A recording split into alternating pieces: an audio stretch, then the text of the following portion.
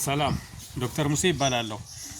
በውስጥ ብዙ ሰዎች እንዴት ነው አንድ ላም አይተን እቺ ላም የደም መጠኗ ወይም ብለድ ሌቭል የምንለው ወይም ደግሞ ጄኔቲክ ሜካፕዋ በአማርኛ ዝርያዋ የምንለው ምን ያህል ፐርሰንት ነች ብለን እንዴት ነው ማወቅ የምንችለው ብለው በጣም ብዙ ሰዎች ጠይቆናል። ይሄ ነገር ደግሞ የመጣው ባለፈው የሆነ ከብቶችን ቅዳሜ ገበያ በተሰኘ ፕሮግራም ላይ ስናገበያይ እኛ ፐርሰንቶቻቸውን እየገመትን ነበር። እቺ ከብት 75%፣ እቺ ከብት 80%፣ 85% ትሆናለች ምንም እንኳን ግምታዊ ቢሆንም እያልን እያወራን ነበርና ያንን ተመርኩዞ በውስጥ በጣም ብዙ ሰዎች ደውላችሁ የጠየቃችሁኝ ያላችሁ በውስጥም ደግሞ ይጻፋችሁልኝ ያላችሁ። አሁን ለሱ ዛሬ አጠር ያለ የሚሆን ነገር ማብራሪያ ልስጣችሁ።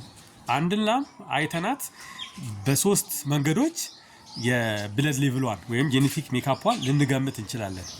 በሶስት መንገዶች ከተቻለ የመጀመሪያውና ዋነኛው አኩሬት የሚባለው ከላሟ ላይ ወይ የፀጉር ስሮቿን ከፀጉርን ከስሩ በማንሳት ለምሳሌ ጭራው አካባቢ የሚገኙ ፀጉሮችን ከስር ከሩቱ ማለት ነው በማንሳት ወይ ደግሞ ብለድ ደም ሳምፕል በመውሰድ ወይ ደግሞ ቲሹ ማለት ከላሟ ከአካሏ የሆነ ፓርት ላይ ብቻ ኦርጋኗን በመውሰድ ላቦራቶሪ ላይ ፕሮሰስ በማድረግ ያ 100% የላሟን ጄኔቲክ ሜካፕ ወይም ደግሞ ብለድ ሌቭል የምንለው ላሟ ይሄን ያህል ፐርሰንት ነች ብሎ 100% ቁጭ ያደርግልናል። እሱም ብቻ አይደለም። ይሄ አንዳንድ ለበሽታ የሚያጋልጡ ወይም ደግሞ በሽታ የመከላከል አቅሟንም የሚገልጹ እነዚህ ትሪቶች ወይም ደግሞ ጄኔቲክ ሜካፖች ላሟ ውስጥ ያሉትንም በዚህ መንገድ በ100% ያስቀምጥልናል ማለት ነው።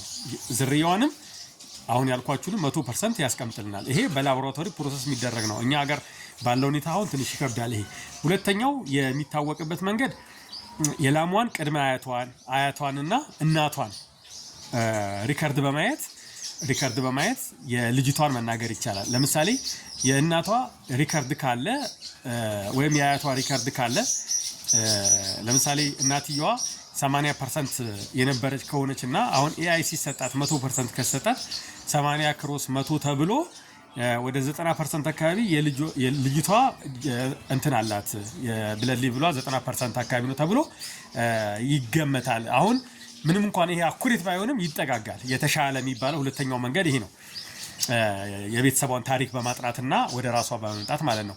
ሶስተኛውና በግምት ብዙ ጊዜኛ ፋርሞችም ላይ ሌሎችም አርቢዎችም የሚሰሩት ግምታዊ አሰራር ምንድነው?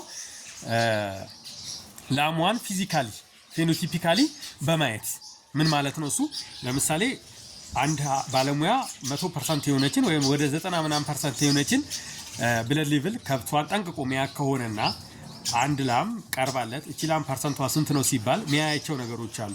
ምንድነው? የዳልጋ አካባቢ ያሉ ነገሮችን በማየት ሻኛዋ አካባቢ ያሉ ነገሮችን በማየት እና የጡት አቀማመጧን እንዲሁም ፊዚካሊ ያላትን ነገር በማየት እየታለበች ከሆነ ደግሞ ያላትን የፕሮዳክሽን ሌቭልን በማየት እነዚህ ነገሮች ግምት ውስጥ በማስገባት አሰምሽን ይሰጣል። ያ የሚሰጠው አሰምሽን ምንም እንኳን ግምታዊ ቢሆንም ይጠጋጋል። ለምሳሌ 80% ነው ብሎ ግምት ከተሰጣት ሜቢ 75% ልትሆን ትችላለች። 75 ነው የተባለችው 77 78 ልትሆን ትችላለች። ግን ይጠጋጋል፣ የተሻለ ነው እና ሶስት ናቸው። በጣም ዋናው የትኛው ነው?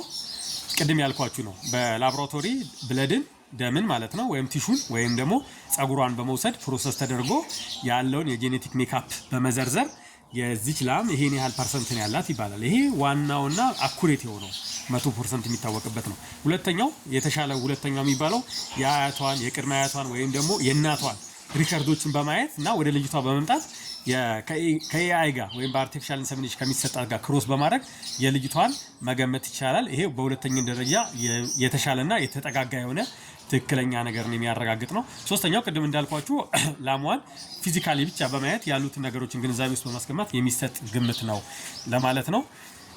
ተጨማሪ ነገሮችንም እስቲ በቀጣይ እንደዚህ ያልንና በተለይ ቦዲ ኮንዲሽን ስኮርስ እንዴት ነው ማወቅ የምንችለው? አንድ ላም ቦዲ ኮንዲሽን ስኮሯ 5 ነው፣ 4 ነው፣ 3 ነው፣ 2 ነው፣ 1 ነው የምንለው ምን አይተን ነው የሚለውን በቀጣይ እሰራላችኋለሁ።